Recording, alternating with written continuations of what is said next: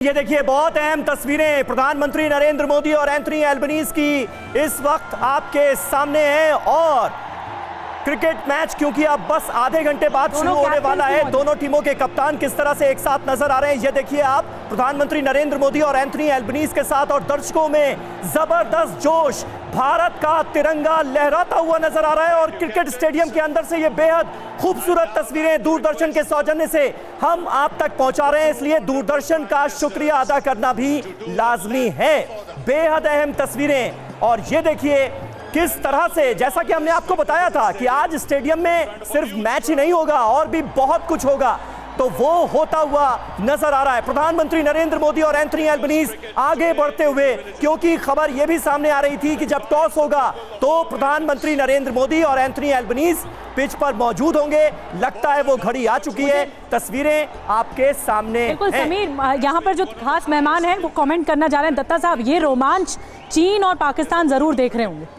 बिल्कुल, देखिए ऐसा है कि आज चीन और पाकिस्तान के जितने उनके जो अधिकारीगण हैं, उनकी लीडरशिप है, वहाँ की पब्लिक है, वो ज़रूर इसको देख रही है।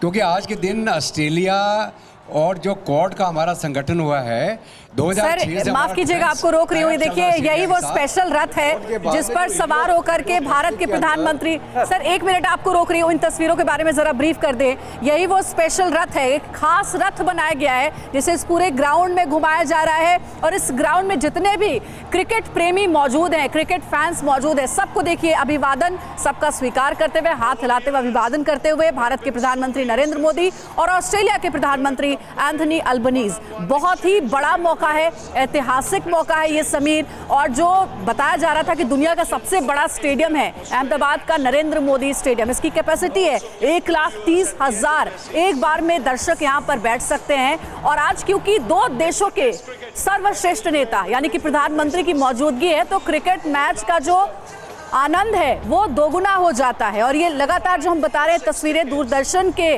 सौजन्य से हम देख रहे हैं। दूरदर्शन का बहुत धन्यवाद इन तस्वीरों को हम तक पहुंचाने के लिए। और समीर, ये ऐतिहासिक पल बहुत ही महत्वपूर्ण है इस लिहाज से भी क्योंकि भारत पहली बार आ रहे हैं प्रधानमंत्री बनने के बाद एंथनी एल्बनीज। बिल्कुल, और माना यह जा रहा है, उम्मीद ये की जा रही है कि भारत और ऑस्ट्रेलिया के रिश्ते आने वाले वक्त में और ज्यादा प्रगाढ़ होंगे, क्योंकि रिश्तों में जब गर्मजोशी नजर आती है तो दोनों देशों के रिश्ते भी कई बड़े मकाम तय करते हैं। हमारे साथ शिवम त्यागी भी मौजूद हैं। शिवम, आप क्या कहेंगे इन तस्वीरों को देखने के बाद, क्योंकि यहां से आवाज ये भी उठ रही है कि असल में फोटो अपॉर्चुनिटी के जरिए ये तस्वीरें तो सामने आती हैं, लेकिन अगर आप रिश्तों में गर्मजोशी की बात करते हैं तो भारत को उसका इतना फायदा नहीं मिल रहा है। इन बातों का जिक्र हुआ विवेक जी की तरफ से। एक चीज ऐड करना चाहूंगे, एक लंबा चौड़ा डेलीगेशन लेकर आए हैं ऑस्ट्रेलिया के प्रधानमंत्री, व्यापार भी प्रगाढ़ होगा, ये भी सोचने वाली बात है। Of course, there's a term called intellectual lacunae, मतलब इन तस्वीरों का विरोध एक भारतीय कर सकता है। अब या तो ऐसा हो सकता है कि आपने उनको लेफ्ट में बिठा दिया तो उनकी मजबूरी हो गई है मतलब क्रिटिसाइज करना इस चीज़ को। बाकी मुझे नहीं लगता कोई हिंदुस्तानी इसको क्रिटिसाइज करेगा। दूसरी बात ये है कि इनको फ़ायदा कैसे नज़र नहीं आता जब मेरे देश के प्राइम मिनिस्टर के बारे में एक इटालियन फर्स्ट लेडी आकर तारीफ करती हैं, जब एक लड़ाई चल रही होती है तो दोनों तरफ के प्रेसिडेंट्स इस बात को कहते हैं कि Indian prime minister can find a way. जब मेरे विपक्ष कह रहा है कि इवेंट है, बस ये बड़ा इवेंट है। क्या कह सकता हूं, उसके अलावा कुछ नहीं। मैं मानता हूं कि मुझे उनकी मानसिकता राहुल गांधी से अलाइन लगती है। ठीक है। और जो भी चीज उस देश में राहुल गांधी से अलाइंड है वो इस देश के लिए राहुल गांधी का जिक्र बार बार आ रहा है। हमारे साथ कर्नल चौधरी भी मौजूद है। कर्नल चौधरी, शिवम की बातों का जवाब देना चाहेंगे आपकी? अगर राहुल गांधी आलोचना करते हैं प्रधानमंत्री की तो इटली की पीएम तारीफ भी कर देती हैं, और अब देखिए ऑस्ट्रेलिया के पीएम कैसे गर्मजोशी से मिल रहे हैं। देखिए, इनकी जो बात है उसके अंदर सबसे बड़ी चीज़ ये है कि हिंदुस्तान एक हमारे संस्कृति है, अतिथि देवो भवा। नहीं, ये जो लॉजिकल बात कही उन्होंने, इसका जवाब आपको देना पड़ेगा। उसका भी जवाब मैं आता हूँ। तो ये हमारे देश की एक संस्कृति है कि हमारे पास जो भी अतिथि आते हैं हम उनकी सेवा करते हैं।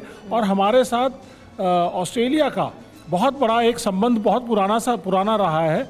हमारे इंडियन डायस्पोरा जो है वो तीसरे नंबर का इंडियन डायस्पोरा ऑस्ट्रेलिया में बसता है, इंडियन ओरिजिन के लोग। आज से नहीं है, तकरीबन 100 साल पुराने हैं और पिछले 50 सालों में बहुत ज़्यादा लोग वहाँ पे गए हैं, वहाँ पे एजुकेशन के लिए जाते हैं और ज़मीन। सर ये बात बहुत आपकी बिल्कुल hold सही करते है, हैं। ये बात तो बिल्कुल इंडियन सही डायस्पोरा आपकी वहाँ है पे कि बहुत important है। भारत के साथ अलग अलग मुल्कों के जो रिश्ते हैं ये कोई नए नहीं हैं, लेकिन रिश्तों में जब गर्मजोशी नजर आती है तो रिश्ते नए मकाम पर पहुंचते हैं। विवेक जी, क्या इस बात से आप इत्तेफाक नहीं रखते, जिन बातों का जिक्र अभी इधर से भी हुआ कि उसका फायदा होता है, और प्रधानमंत्री नरेंद्र मोदी के आने के बाद एक अलग तरह की डिप्लोमेसी हमें नजर आई जब वो अलग अलग राष्ट्राध्यक्षों को माय फ्रेंड कहकर संबोधित करते हैं, तो ये भी एक जरिया है, तरीका है जिसका फायदा होता है देश को, मानते हैं? भाई मेरे हिसाब से बैकडोर डिप्लोमेसी जब तक स्ट्रांग नहीं रहेगी, ये कॉस्मेटिक मेजर्स भारत को कोई फायदा नहीं पहुंचाएंगे। हमने टर्की की मदद करी जब उनके ऊपर आपदा आई, लेकिन उसके बाद हमने बैकडोर डिप्लोमेसी भी करी तो यूनाइटेड नेशंस में फिर उन्होंने इंडिया के खिलाफ बोला, पाकिस्तान का समर्थन किया। तो मैं सिर्फ ये कहना चाहता हूं, इवेंट्स जरूर करिए लेकिन बैकडोर डिप्लोमेसी का ध्यान रखिए। दूसरा, आपको ये डिसाइड करना पड़ेगा कि बाइपोलर वर्ल्ड में आप खड़े किस तरफ हैं।